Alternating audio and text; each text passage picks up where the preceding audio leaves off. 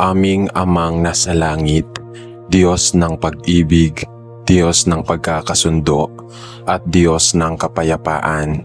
Sa mga panahong tila kami nagkakanya-kanya, sa panahon ng pagkakawatak-watak, hidwaan, at hindi pagkakaunawaan, kami po ay lumalapit sa inyo, nagsusumamo na muli mong buuin ang aming pagkakabuklod bilang iisang pamilya, iisang sambahayan, at iisang katawan ni Kristo. Panginoon, marami po sa amin ang nabubuhay sa sariling mundo, nakatuon sa sariling kagustuhan, sarado sa pakikinig, at hindi na marunong umunawa. Minsan, mas inuuna pa ang sariling tama kaysa sa pagbibigay daan. Sa halip na makinig, mas pinipiling makipagtalo. Sa halip na magmahal, mas pinipiling humusga. Kaya ngayon, Panginoon, hinihiling po namin ang isang puso na marunong makiisa, isang pusong marunong tumanggap, umunawa, at mapagkumbaba. O Diyos, turuan mo kaming maging bukas ang loob sa kapwa. Hindi lamang sa mga katulad namin ng paniniwala o panig, kundi lalo na sa mga may ibang pananaw. Palambutin mo ang mga pusong naging matigas dahil sa galit, takot o mapait na karanasan.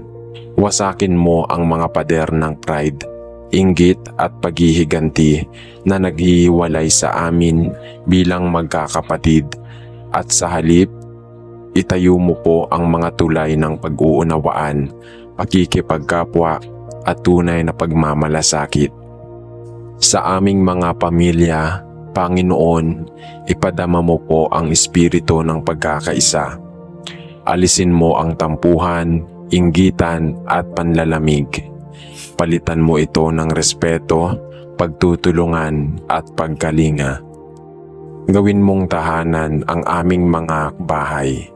Hindi lamang tirahan, maging lugar ito ng pagdamay at hindi ng paglayo.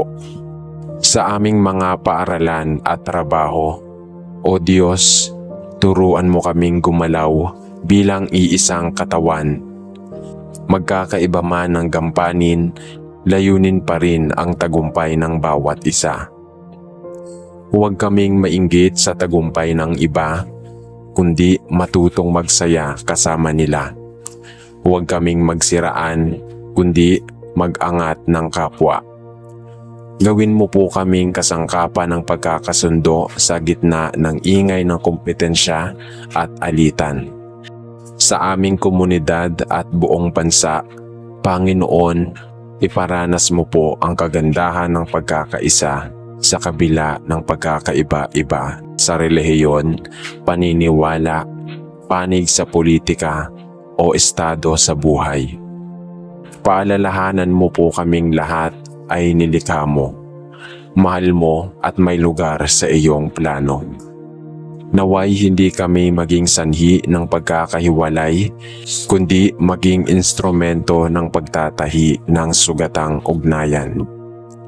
At higit sa lahat, O Diyos, turuan mo kaming tularan si Jesus na naglingkod imbis na maghari, na nagpakumbaba imbis na ipilit ang sarili, at nagmahal kahit ang kapalit ay hindi pagmamahal. Ipaalala mo sa amin na sa bawat pagkakataong kami nagkakaisa, ang presensya mo ay mas lalong nahahayag sa mundo. O Diyos ng pagkakasundo, kami umaasang mula sa iyong grasya, ang aming pagkakabuklod ay magiging patotoo ng iyong pag-ibig. Hayaan mong makita ng mundo sa aming pamumuhay ang liwanag ng pagtutulungan, respeto at tunay na pagkakaibigan. Sa ngalan ni Jesus, aming kapayapaan at pag-ibig na nagbubuklod sa amin. Amen. Panginoong Diyos na aming Ama, Ikaw po ang Diyos ng kaayusan, hindi ng kaguluhan, Diyos ng pag-ibig, hindi ng alitan. Diyos ng pagkakaisa, hindi ng pagkakahiwalay-hiwalay. Sa harap ng iyong presensya, kami po ay lumalapit ngayon bilang iisang sambahayan, iisang tinig, iisang puso, na nanalangin at humihingi ng matatag at tunay na pagkakaisa sa gitna ng lahat ng aming pagkakaiba-iba. O Diyos, kami ay nilikha mo ng iba-iba, iba't ibang itsura, kaisipan, paniniwala, ugali at pinanggagalingan. Ngunit alam naming sa kabila ng lahat ng ito, ikaw ang nag-uugnay sa amin. Kami mga bahagi ng isang katawan, may kanya-kanyang tungkulin, ngunit iisa lamang ang layunin. Ang ipakita ang iyong pag-ibig sa mundo. Panginoon, sa panahong maraming nabubuhay para sa sarili lamang, turuan mo kaming magmalasakit sa iba. Sa gitna ng ingay ng kompetisyon, turuan mo kaming makinig. Sa panahon ng agawan, turuan mo kaming magbahagi. At sa mga panahong kami nasasaktan o nasusubok, turuan mo kaming manatili, hindi upang mas lalong magtanim ng sama ng loob, kundi upang maging bahagi ng mas malawak mong layunin, ang pagkakaisa para sa kabutihang panlahat. Aming Ama, sa aming mga pamilya, simbahan, paaralan at pamayanan, huwag mong hayaang kaming sirain ng inggit, yabang o pride. Palitan mo ito ng kababaang loob, pakikiramay at malasakit. Sa bawat pagkakabangayan, maging kami nawa ang unang lalapit upang humingi ng tawad. Sa bawat hindi pagkakaunawaan, maging daan kami ng pag-unawa. Gamitin mo ang aming mga buhay bilang tulay, hindi pader, bilang ilaw, hindi anino. Kung kami man ay masaktan ng kapwa, turuan mo kaming magpatawad. Kung kami man ay hindi nauunawaan, turuan mo kaming maging matiisin. Kung kami man ay hindi kinikilala ang ambag, turuan mo kaming maging tapat pa rin sa paglilingkod, dahil ang tunay na pagkakaisa ay hindi lang pagkakaroon ng iisang panig, kundi iisang puso na nakasentro sa iyong kalooban. Sa aming bansa, Panginoon, kung saan ang pagkakaiba ay madalas nagiging dahilan ng pagkakahiwalay, naway ikaw ang maging gitna namin, isang bansa sa ilalim ng isang Diyos, para sa kapayapaan, katarungan at pagmamalasakit.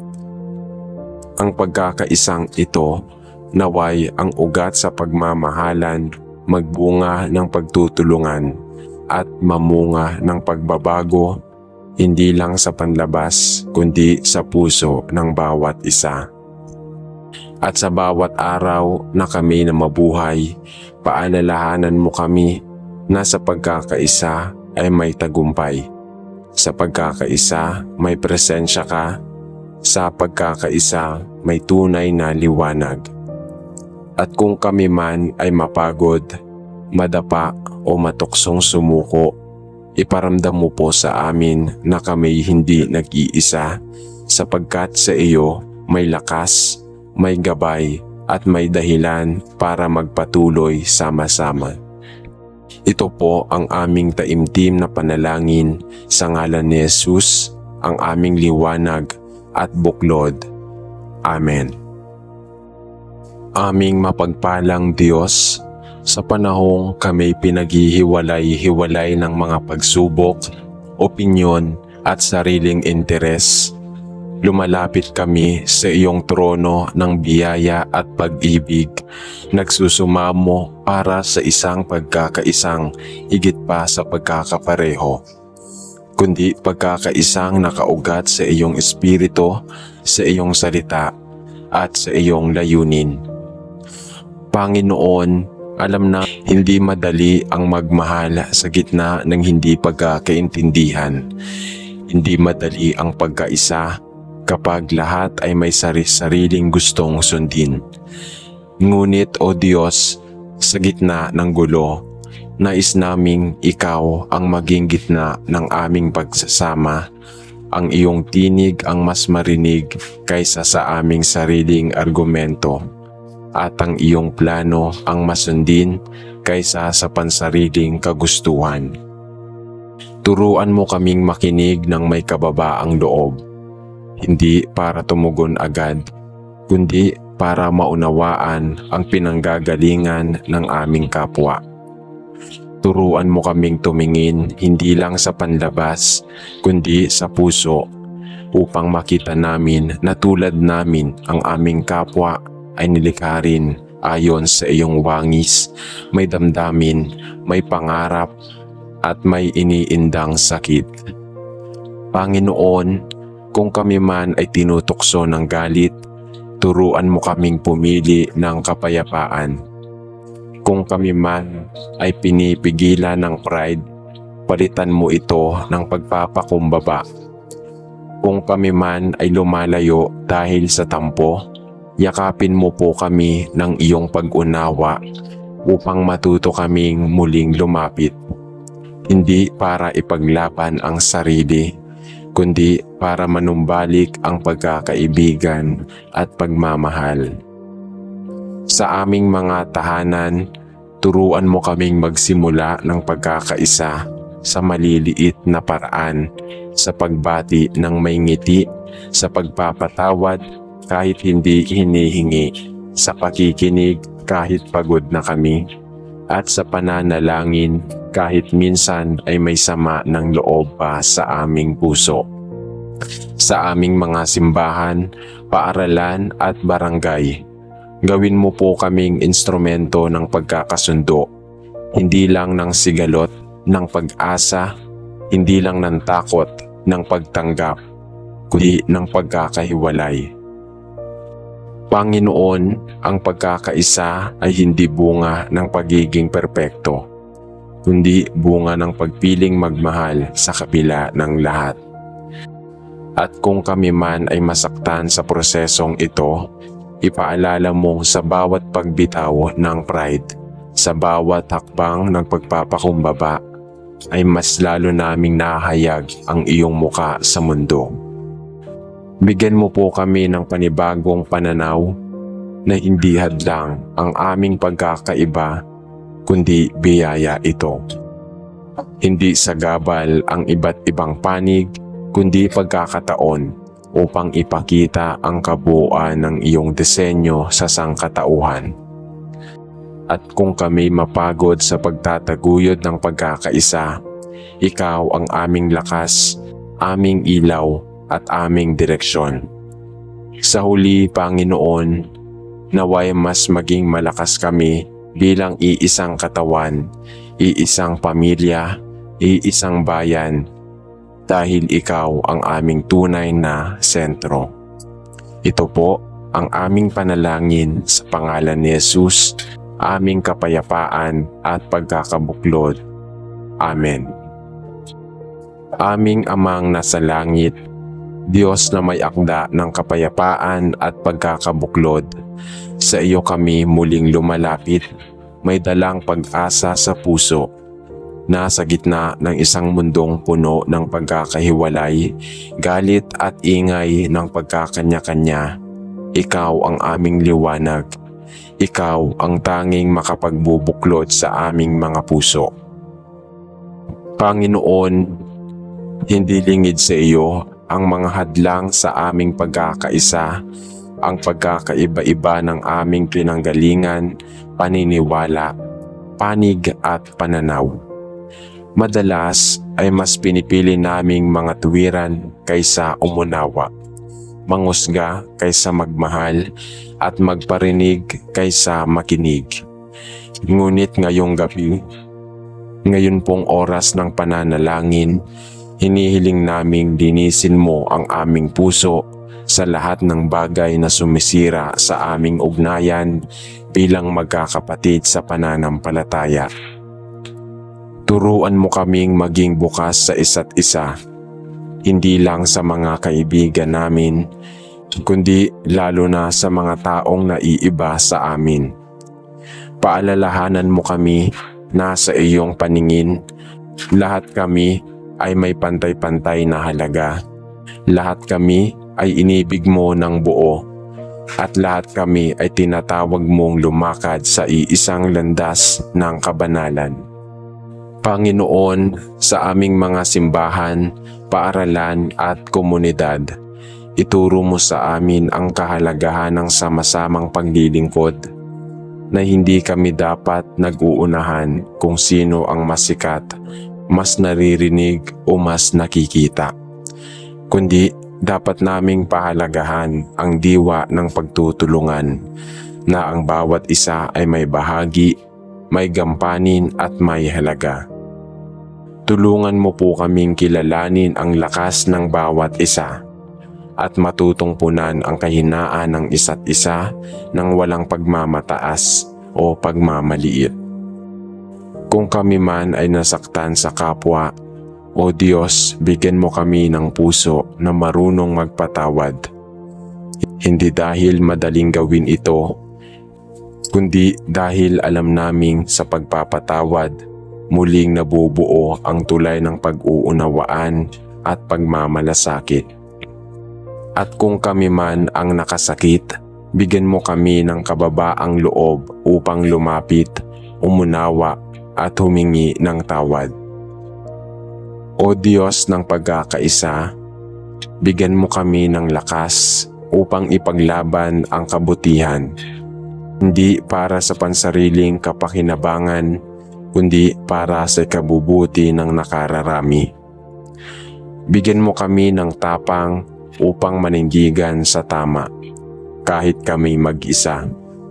Ngunit higit sa lahat, bigyan mo kami ng pag-ibig na kayang bumuo ng tulay, kahit sa gitna ng matitinding hidwaan, pag-ibig na hindi madamot, hindi mapagmataas, at hindi nagpapatalo sa galit.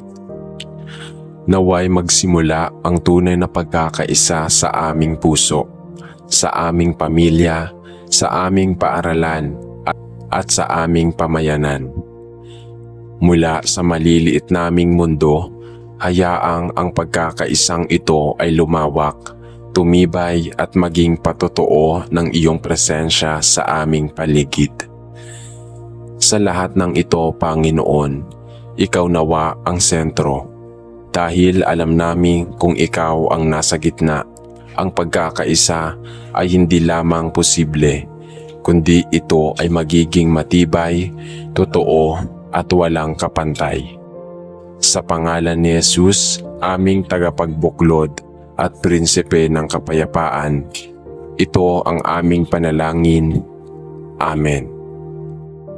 Aming Diyos na mapagmahal at tapat, ikaw na nagbigay ng pamilya bilang unang paaralan ng pagmamahal at pagkakabuklod, kami po'y lumuluhod sa iyong presensya at nagpapakumbabang humihingi ng iyong habag at biyaya, na sa bawat sambahayan, sa bawat tahanan at sa bawat puso, mag-ugat at mamunga ang pagkakaisa.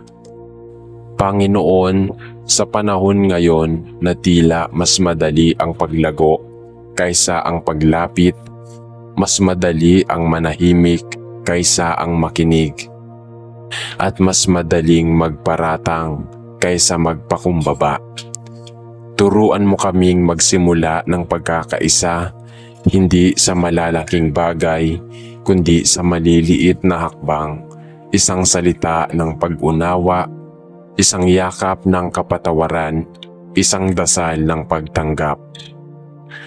Sa aming pamilya, O Diyos, ayusin mo ang mga sirang ugnayan. Bigyan mo po ng tapang ang mga pusong sugatan upang humingi at magbigay ng tawad. Palambutin mo ang pusong naging bato sa galit at buhatin mo ang pag-ibig na minsan ay nilamon ng tampo at pagkukulang. Gawin mo kaming tunay na tahanan sa isa't isa. Hindi lang lugar ng tulungan, kundi pugad ng malasakit, pag-aaruga at pagtutulungan. Sa aming komunidad, Panginoon, alisin mo ang inggit, tsismis at pagkakanya-kanya. Palitan mo ito ng pakikipagkapwa-tao, ng malasakit sa kapitbahay, ng pagdamay sa mga nangangailangan. Tulungan mo kaming tumingin sa isa't isa, hindi bilang kakumpetensya, kundi bilang kapatid na dapat samahan, damayan at alalayan. At sa aming bansa, Panginoon, tininan naming masakit ang mga dibisyong namamagitan sa amin, sa relihiyon, sa politika at paniniwala sa estado sa buhay. Ngunit naniniwala kami, O Diyos, na walang hati na hindi mo kayang paghilumin at walang pusong sarado na hindi mo kayang buksan.